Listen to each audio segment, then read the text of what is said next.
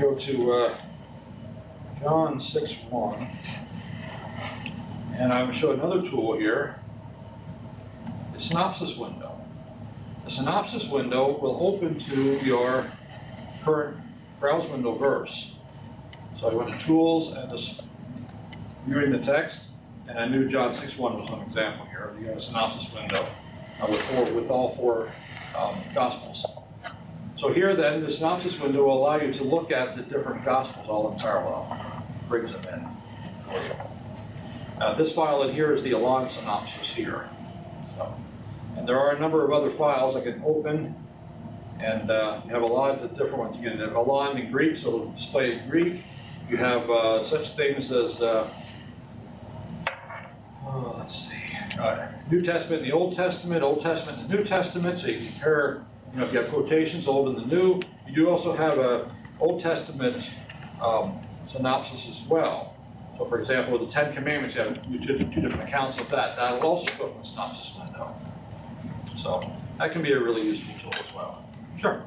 Do you have any kind of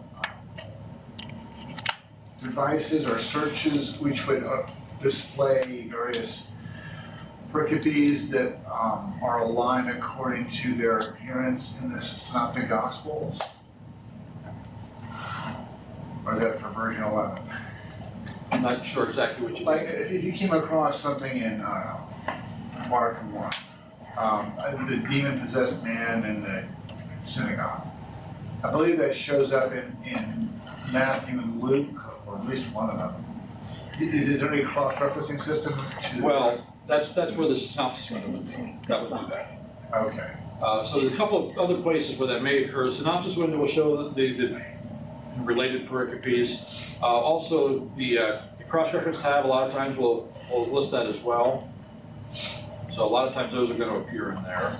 Yeah, those are probably the two main places I would look at. So, yeah.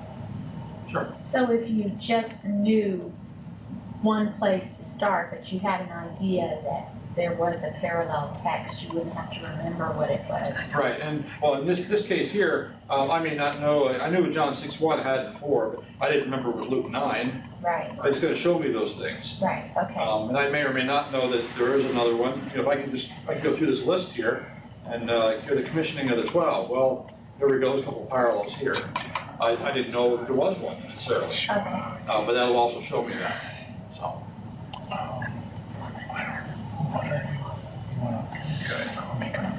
I did have another question came in from the internet. I'll just cover these two. One question was on the parallel versions window. I'm going to do just parallel of ESV and VGT. They wondered, how did I synchronize the scrolling?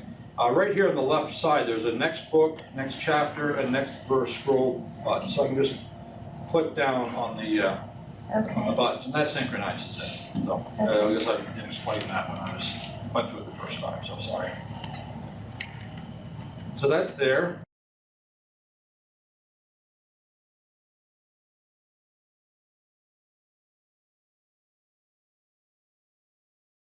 Another thing was about bibliography entries. You get lots of different texts and titles here. In fact, under the resources, I didn't even get under the resources. There are lots of different grammars, background information, commentaries, not really, ESV Study Bible, not Bible really.